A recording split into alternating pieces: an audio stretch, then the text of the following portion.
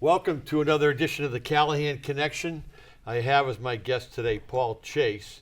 And Paul Chase is the CEO of the Realtors Association of Southeastern Massachusetts, which we have an acronym. It's an acronym that we call RACEM. Paul, welcome. Thank you for being here Well, I today. appreciate you having me. We have some really important things to talk about today, and it has to do with the National Association of Realtors and our own association. But before we start, just kind of give the folks a little bit about your job, your background, and what you do.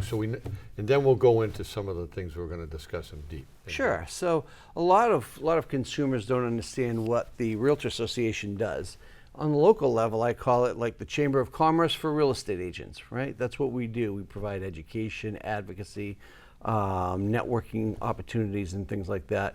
But we're unique, as you know. The Realtor Association has 3 levels to it. You get the National Association of Realtors, the Massachusetts Association of Realtors, and the local association, which we're called RASM. And we all work together. We're Southeastern Massachusetts. We are all of South. We go from Wareham to Providence up to North Attleboro through Mansfield, Foxborough, all the way down Brockton, Bridgewater, and et cetera. But we all work together. You know, we're one big association, national, state, and local. And that makes us very unique because there's no other trade organization that does that. You have unions, but even the unions kind of like local and then there's national. But as far as a trade association, we're 1.5 million strong all around the country. And because of that, we're the largest trade association in the country. So these are real estate agents that join this Membership. They're getting a membership in this trade association. Yes. 1.5 on a national level. Yep. How about in our state? 24,000. 24,000 realtors. Yep, and we're just over 1,700 in southeastern 1,700. Massachusetts. And one of the big things we want to talk about is that a realtor subscribes to a code of ethics. Absolutely, yes. So there's a code of ethics that realtors need to abide by, and we actually have professional standards hearing panels that we listen to complaints from both consumers and other realtors bringing complaints forward because you have to abide by those code of ethics. It's different than just being a real estate agent in Massachusetts. You just hit the nail on the head. Yep. It's different than being a real estate. You know, we don't want to be car salespeople, Right. with all due respect. You know, that kind of name type thing. But so we subscribe to a code of ethics, right. And more importantly, what is it? Every 2 years or 3 years now that you have to take your course again. Yep, every 2 years, Massachusetts requires taking continuing education courses. We provide those for our members at no charge. But beyond that, we have literally dozens of designations and certification programs. We offer educational opportunities to our members that most agents that aren't members do not receive. So, you know, it's not just the code of ethics, it's also the education standard that we set. And then there's the advocacy side that nobody understands. You know, there's no homeowners association out there that does advocacy. We, as a realtor organization, locally, state, and national, all work together to, approve laws or maybe testify against the law, help the regulatory process in some ways. We're all about private property rights, and you know we're constantly working at the State House, Capitol Hill, and even in the local level. Lobbying at the State House. Lobbying in Washington, D.C. And even lobbying locally. I mean, there are times we've sent in letters of testimony to various cities and towns about zoning issues that they'd like to bring up or have conversations with. We're always available to have those conversations. We are strong proponents of the rail system to Fall River, New Bedford. Yeah, we were part of the coalition. Yeah, we actually designed the coalition to bring rail to Taunton, New Bedford, Fall River, and we hired a lobbyist in Boston, our coalition, and we really worked it to make it happen. One of the things that I want to use this one because everybody, you know, our audience will understand the issue about home inspections. Yes. At the state level, right? They were going to. The home inspection was going to be what was it? Was no. I'm talking. No, I know what it was. The energy efficient. Yes, the rating system. Correct. Right here in Massachusetts and New England, they've been pushing for, and I say they, it's another group, right, that's pushing for energy ratings in all residential homes. Well, if I'm sitting in a historical home that isn't energy efficient and I get a rating of a D, how's that going to help my property value against someone down the road that might have a rating A, right? It's not fair. Well, you hear energy efficiency, and we all want to be Sure. energy efficient. But my argument to the group was, in support of that, was selling houses in Brockton that are 100 years old or close to it, and people don't have $20,000 sitting over here that they can now spend to fix up their house, Right. to meet that code, and then try to sell that Right. house. Right. So- Meanwhile, we have a Mass Save program that we're trying to work with Mass Save. I say we, the realtors in Massachusetts and the state association, to somehow enhance that that program has billions of dollars in it. Maybe there's a way to really educate folks when they do purchase the house on how you can convert to more energy efficiency. But it's not about telling people they have to do something or hurting the value of their house when they're trying to sell it. That's not the way to do it. Handcuff. Right. Okay, so we've laid out the National Association of Realtors and our state Mass Association of Realtors. So why don't you explain the lawsuit that NAR, National Association, faced, and just kind of explain that, and then we'll get into the goods and bads or whatever happened to it. Sure. So the NAR settlement, there was a class action lawsuit, and it basically came down to a seller who said that he was not aware that the commission that he was giving his agent was being split with an agent representing a buyer to purchase the house, and that he was upset about that. And he looked into it, and it kind of rolled in from there. And the attorneys got together, and they said, "Hey, there must be more people out here like this." And all of a sudden, there was this class action lawsuit. So this has been going on a long time. NAR has decided to settle the suit. They really wanted to push it further because, in all honesty, the Realtor Association is about protecting consumers, and we do feel the system that we have is a good system. But it's sometimes very hard to fight a class action lawsuit, Department of Justice, so they felt if they settled, it would be in everybody's interest. And we could still protect consumers if we kind of crafted the way the settlement was going to work. So that's where we're at. August 17th was the start date for real estate agents, not just realtors, but real estate agents to begin the process, which we can talk about. Real estate agents and all licensed agents. All licensed agents, right. And that lawsuit, they sued National Association of Realtors, but they also sued Keller Williams, Coldwell Banker. They listed them as additional suits in the lawsuit. And we could spend 2 hours on the settlement in and of itself, but the bottom line is NAR decided to settle. They have an amount that they've got to pay over 4 years, and then there's some changes to the way the buyer prospecting works and the seller piece works. Great. But before we get to that, I want to talk, so let's just talk about real estate agents. What's changing with them? Sellers agents, buyers agents. Right. So let's talk about our role first. So the one piece, well, most of what we do is going to be kind of in there with the buyer and the seller, but I'll say the one area that is the major change with real estate agents is that we can no longer list compensation inside the MLS, which is the multiple listing service. The multiple listing service, for people that don't know, is the service by which agents use to see all the listed properties for sale on the market or sold or that that kind of thing.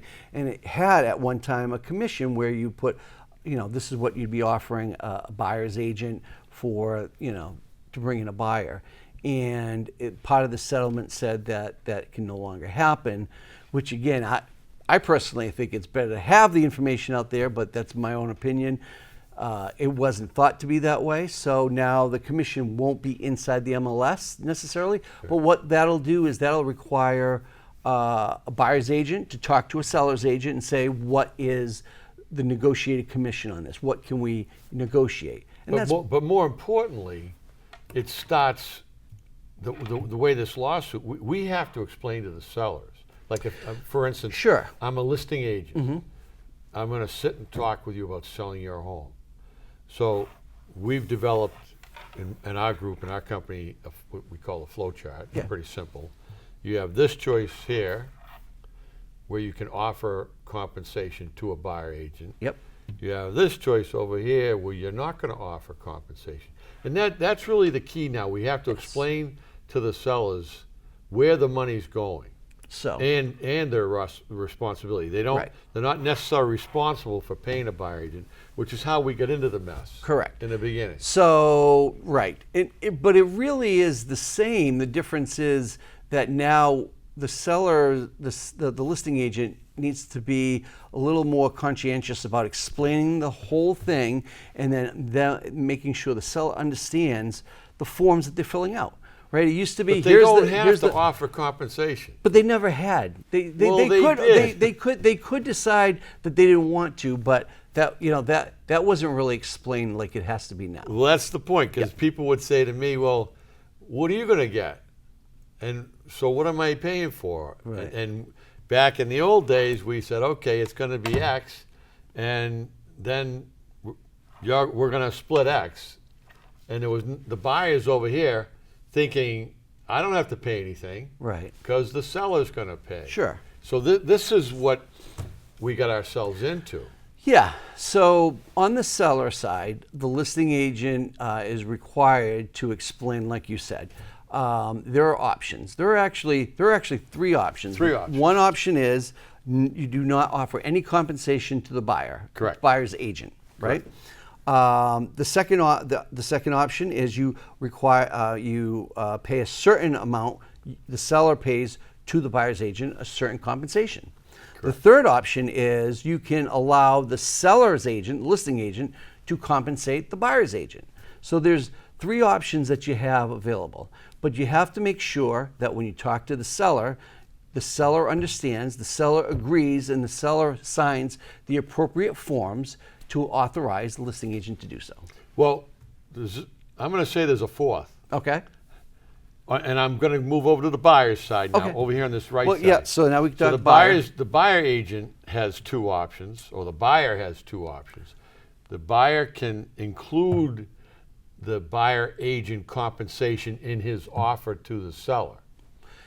Right, but basically the buyer is, right, so the buyer is asking the seller for a concession. Correct. Like a closing concession. Correct. Right, that's an offer of compensation. The other way is the buyer can... Well, let me finish now. Go ahead.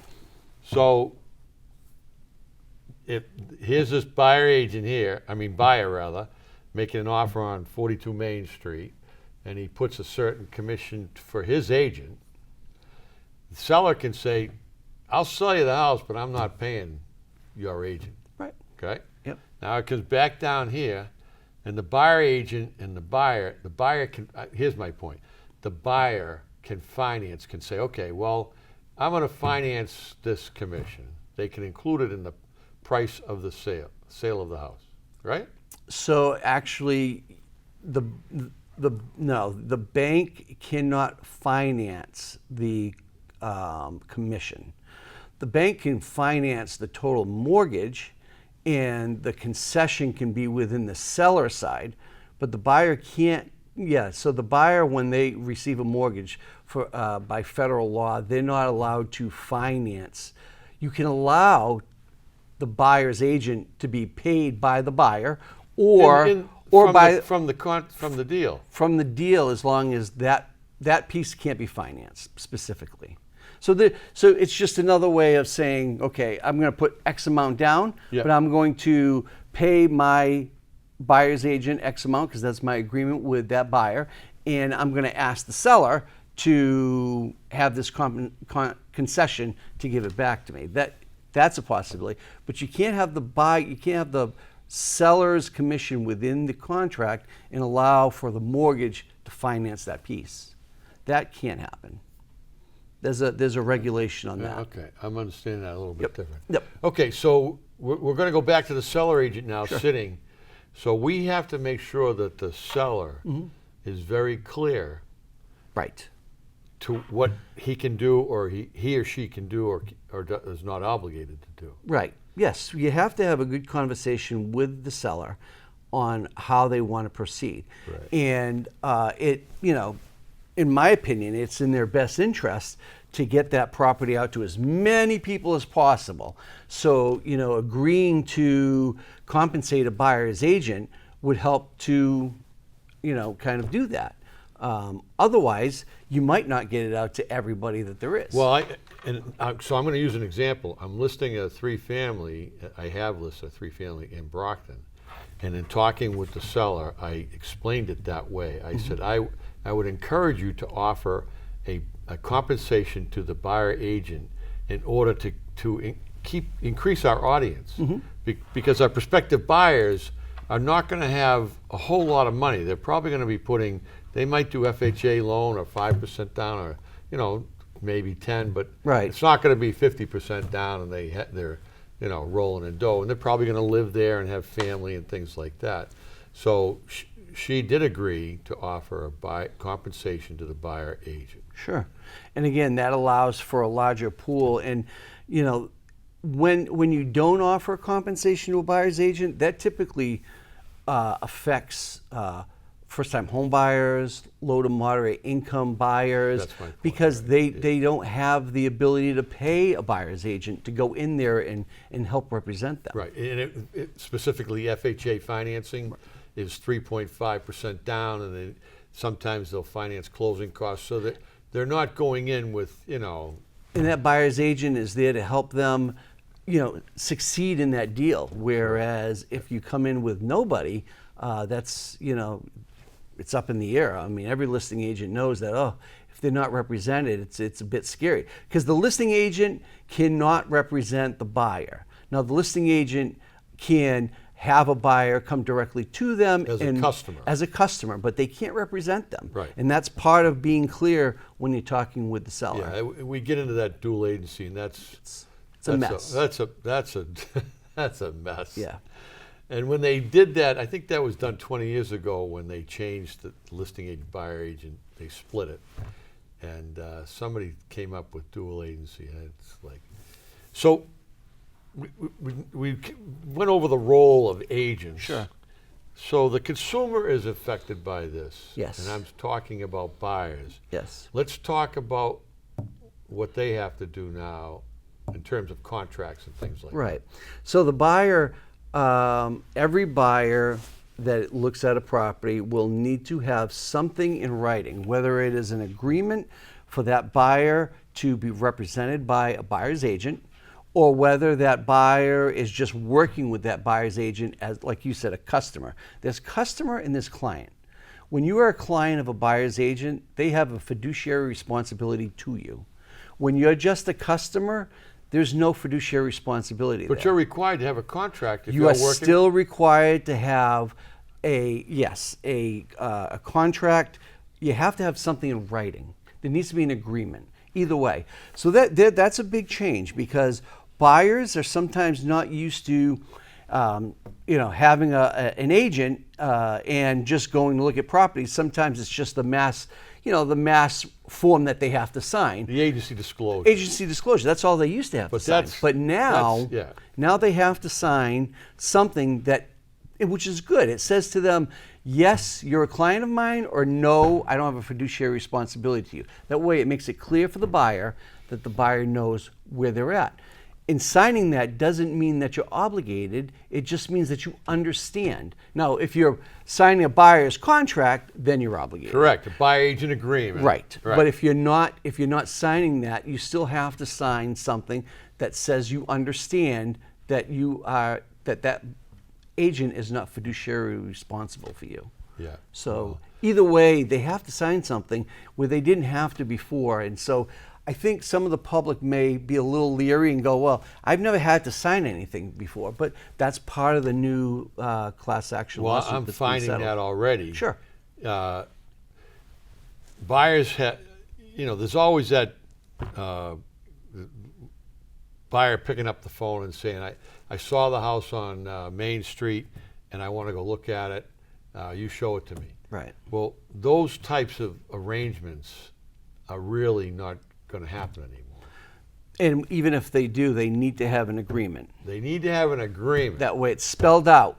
Right. Right. Before I go in this house, You Paul, have to, right, read understand this this. agreement. Right. And here's what your obligations are to Yeah. me as the buyer agent. Right. And Correct? here's what my obligations are to you. Yes. Or non-obligations. Yeah. Yes. And there's no restriction on time. It can be for 3 months. It can be for a month. It could be for a week. And I'm sure we'll see the case where buyers will not want to sign with a buyer as their buyer's agent, but maybe over time they've seen 4 or 5 properties and then they're, you know what, I will sign that buyer agency because I do want you to represent me. You know, that's going to happen too. So you'll get some buyers that are a little bit nervous at first and they'll be like, I don't want to be in a contract, but then they'll be comfortable with that buyer's agent as they're going through looking at properties, and then they'll say, you know what, I've decided I'd like to know more about you being my agent, I being your client.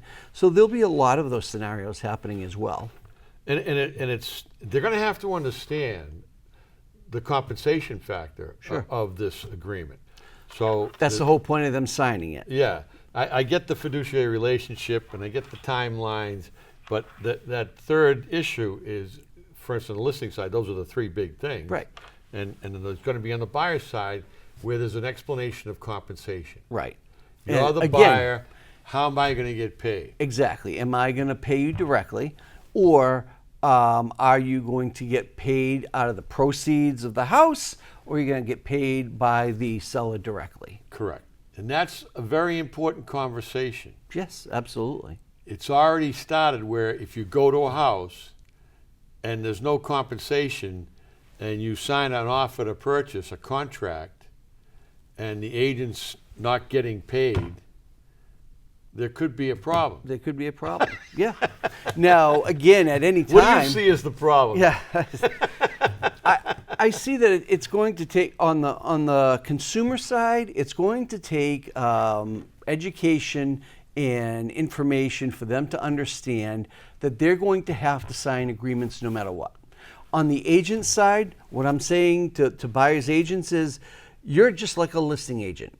Think of yourself as you need to go in there and discuss with that buyer, just like if you were going to list a property. Yes. You want to discuss with that buyer your compensation, what your responsibility, what their responsibility. It's really no different. You just don't have the house to sell. I'm glad you're saying that. Yes. I'm glad you're saying that. That's how Because it should be perceived. As a buyer agent, you better be prepared. Sure. You better be educated. Yes. You better know what to say and how to explain it Yes. to that consumer. Yep. And this show is going out to consumers. So we're going to nail that thing down again. Right. There's young people out looking at houses. Mm-hmm. They have to understand the marketplace has changed. Sure. Okay? The So tell settlement them has- again what they're going to need to do. Right. So the buyer will need to understand that they're going to have to sign an agreement no matter what, and they're going to have to work with that agent one way or the other on the compensation piece. And that buyer's agent is going to be compensated either by the buyer, or it's going to be compensated by the transaction or the seller. And the buyer needs to understand that. So there will be a conversation with the buyer. No longer will be, hey, I just want to see that house. Well, that's fine, but we need to talk first. Right. You know, it could be in front of that house or whatever, but it needs to have that conversation, which is good for the consumer. So the consumer 100% good for the consumer. Understands. So now they know what role they, where they are in the transaction. Yes. And I mean, they always had somebody kind of ride in the car with them, kind of a thing. But now it's more important. It is. It is, and that was part of the settlement. Because they may get to a house that they love, and they have to understand, and the agent has to ask the listing agent, is there an offer of compensation? Right. Okay. And we're getting used to that now. Yeah, the agent will talk to the listing agent about a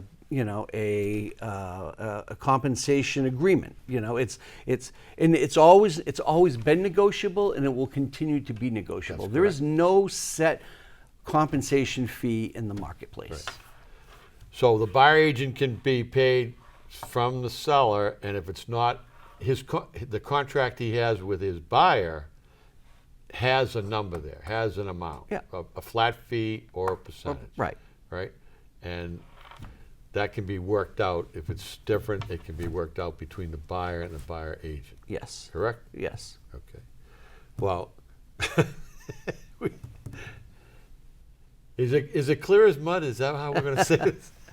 I think it just takes, like everything. Back in 2010, we had the whole Yeah. issue with closings, and they had to be more clear, and there was The TRID agreements, there was yeah. a lot going on there, but we got through it. Yeah. We will get through this. I mean, it really isn't a major shift. What it is more conversation and understanding and signing, so that way buyers and sellers understand. There isn't a whole lot of difference between what we're doing. It's how we're doing it with our client and our Yeah. customers. So does Racem offer a website or a mod? Do they So- offer to the consumer? So the National Association of Realtors has a website called facts.realtor. Simple as that. and anybody can go there. Anybody, agents, buyers, sellers, they have all sides there. Tons of information on that site. Facts.realtor. Not- Realtor. Right. There's no .com after. It's just facts.realtor. Okay. So I suggest, and I'm sure you're going to agree with me, that any consumer that is in the In the buying process. market Or the selling. or the sellers, Yep. but really, I want to stress to the Okay. consumers that The are buyer buying, side, yep. especially people that aren't really used to all this language and all the things that we take for granted. Right. They better read up facts.realtor. Facts.realtor. And really, then start asking questions, Yep. Absolutely. professionals like yourself and realtors. Remember the realtor. Right. We are. Yes. There's a big difference. He has a flag and Yeah, an I R. got an R and a flag. That's my little Thank you pin. so much for being my Absolutely. guest today. Paul you. Chase, the CEO for the Realtors Association of Southeastern Massachusetts, Racem, a professional organization, subscribes to a code of ethics and education, continued education, and designations. Thank you very much. You're welcome.